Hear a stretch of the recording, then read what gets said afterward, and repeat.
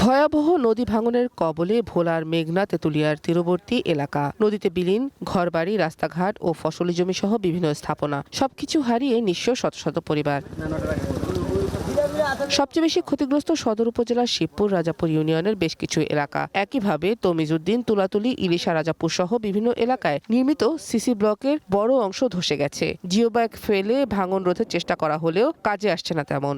নদী অনেক জায়গায় ব্লক ডাইবা আমাদের অনেক রিস্ক হয়ে গেছে, আর যেখানে ব্লক নাই সেখানে তো অবস্থা আরো খারাপ। যেই জায়গা ঘাটটা এই জায়গায় ব্লকের দশের কারণে ওই যে ব্লক ভাঙ্গা ভিতরে ঢুকতে আছে আর পল্টন দূরে থাকতেছে, এর জন্য পল্টন সেট করতে পারতেছে না। আমাদের বাড়িও একদম নদীর কাছে, এখন সব ডাইবা গেছে। মনে করেন যদি এই দুলিয়াতে কাজ না করে তাহলে মনে করেন বাড়িঘর সব বিলীন হয়ে যাবে।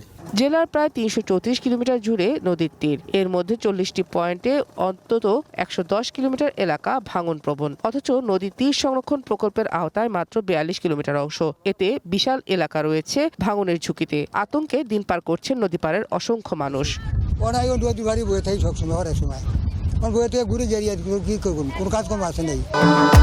ভবিষ্যৎ হোক নিরাপদ, বিনিয়োগ হোক বিশ্বস্ত, আর আমার পছন্দ সল্ট বে। ওয়েলকাম টু সল্ট বে।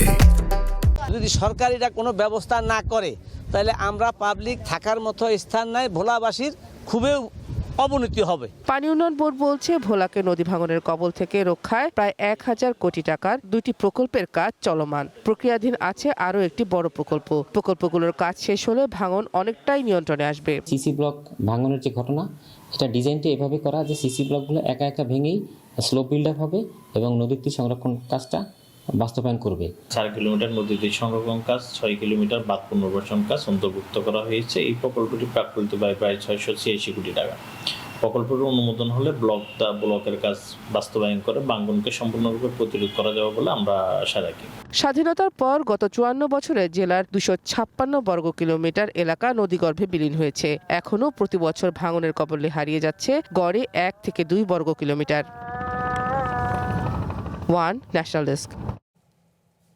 এবার নদী ভাঙনের বিষয়ে আরো জানাতে ভোলা থেকে যুক্ত হচ্ছেন মোকাম্মেল মিশু। মিশু, জানাবেন যে ভাঙনের তীব্রতা এখন কেমন দেখছেন, আর ভাঙন ঠেকাতে কোনো পদক্ষেপ কি নেওয়া হয়েছে?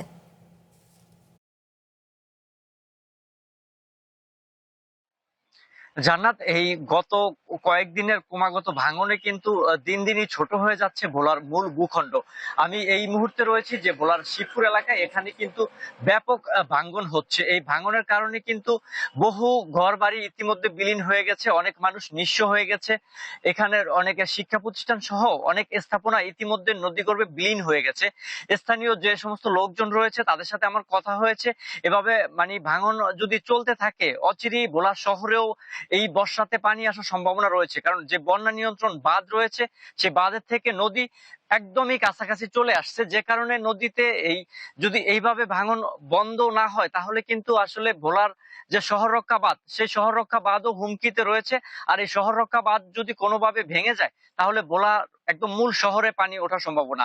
এই জায়গাটা হচ্ছে ভোলা শহর থেকে অল্প কয়েক কিলোমিটার এলাকা। তো এখানে এইভাবে ভাঙন, এর বাইরেও যে সমস্ত জায়গাগুলো রয়েছে, শুধু শিবপুর নয়, এছাড়া আপনার আরো অন্যান্য যেই জায়গাগুলো রয়েছে, বিশেষ করে ইলিশা, তারপরে হচ্ছে আপনার কাঠির মাথা সহ অন্যান্য জায়গাতেও ভাঙন রয়েছে। এবং এখানকার যে স্থানীয় যারা রয়েছেন তারা ইতিমধ্যে অনেক ধরনের পদক্ষেপ গ্রহণ করেছে, নানা কর্মসূচি গ্রহণ করেছে।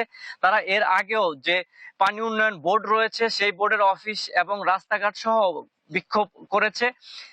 এবং এখন কিন্তু যে আমার সাথে এই ভাঙন বন্ধের বিষয়ে পানি উন্নয়ন বোর্ডের সাথে কথা হয়েছে, পানি উন্নয়ন বোর্ডের ভোলার যে নির্বাহী প্রকৌশলী জিয়াউদ্দিন আরিফ আমাকে জানিয়েছেন ভাঙন বন্ধে তারা ইতিমধ্যেই একটি প্রকল্প গ্রহণ করেছেন।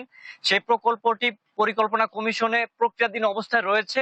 যে 685 কোটি টাকার যে প্রকল্পটি, এর মধ্যে 6 কিলোমিটার রয়েছে বাঁধ, এছাড়া 4 কিলোমিটার রয়েছে ব্লক বাঁধ। সেই বাঁধের মধ্যে এই শিবপুর অংশটিও অন্তর্ভুক্ত রয়েছে বলে তিনি আমাকে জানিয়েছেন। তবে এই কাজটি শুরু হতে বা ওইখান থেকে কাজটি অনুমোদন হতে এখনো মাসখানেক সময় লাগবে বলে তিনি আমাকে জানিয়েছেন। তবে কাজটি শুরু হলে এখানকার ভাঙনের প্রবণতা কমবে বলেও আমরা আশা করতে পারছি। এছাড়া এখানকার যে সমস্ত বাসিন্দারা রয়েছেন তারা বলছেন যে প্রত্যেক বছরই বর্ষা আসলে এখানকার যেই জায়গাগুলো রয়েছে এগুলো ভাঙে, কিন্তু পানি উন্নয়ন বোর্ড আসলে সেভাবে কার্যকর পদক্ষেপ গ্রহণ করে না।